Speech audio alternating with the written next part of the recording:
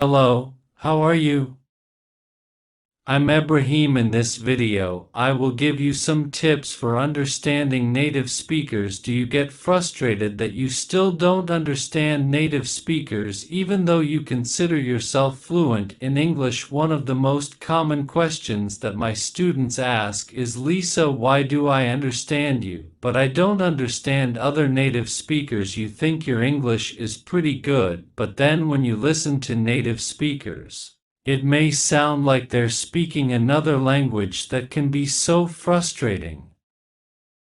I will give you some tips that will help you understand native speakers more easily. Why are English teachers easier to understand? There are several reasons. Experienced language teachers are always thinking about the needs and the skill levels of their students. They tend to speak more slowly and more clearly. Additionally, teachers use vocabulary that is appropriate to the student's English level. For example, when I'm teaching an advanced English class, I may use more advanced vocabulary, and I may us more expressions than what I'm teaching intermediate students. But the reality is most native speakers don't speak the way English teachers do, and you need to understand other native speakers. So let me give you my tips. My first tip is listen to thought groups instead of individual words. What are thought groups? Thought groups are words that naturally belong together as a grammatical unit. Let's look at this sentence. What are you talking about?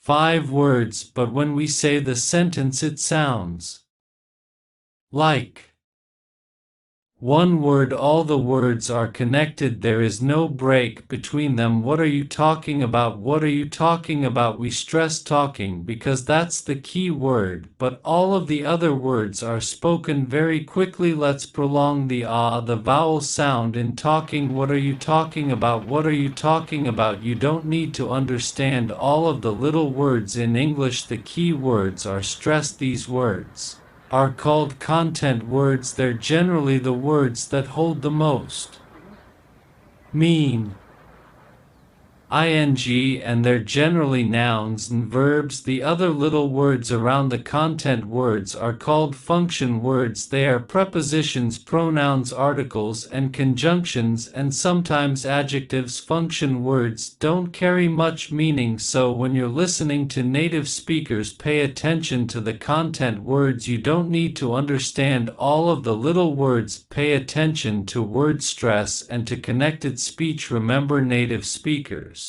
speak in thought groups. Let's look at this sentence.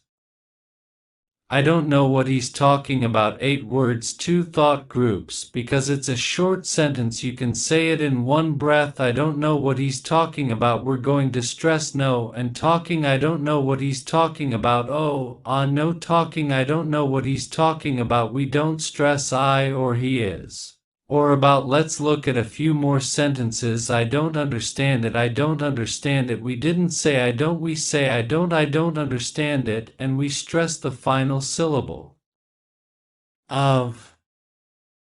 Understand that it is going to be bigger. I don't understand it. Have you heard about it? Have you heard about it? We stress heard. That's a verb. That's the word that carries the most meaning. Have you heard about it? When you're listening to native speakers, pay attention to that pattern. That will help you understand them. Let's look at a sentence in the conditional tense. If you hadn't told me, I wouldn't have known about it. We have 2 thought groups, and because the sentence is a little bit longer, we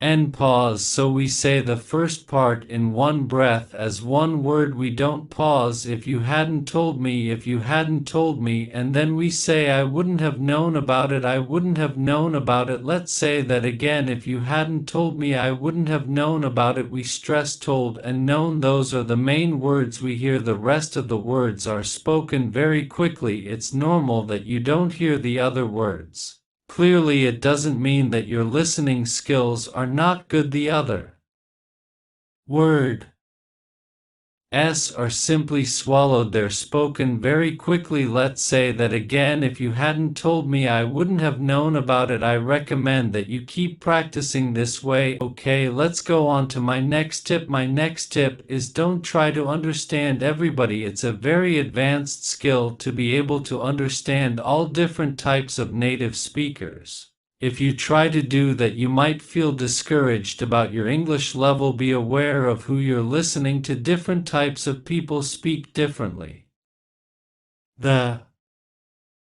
Why use different expressions, different slang, and often different generations speak differently. So ask yourself, who would you like to understand? What would be the most beneficial to you? Is it something work related? Choose to listen to the type of person that you would like to understand, and then don't get discouraged if you can't understand every native speaker. Some people are easier to understand than others. Let me give you. Thank you watching my video. Next video coming soon.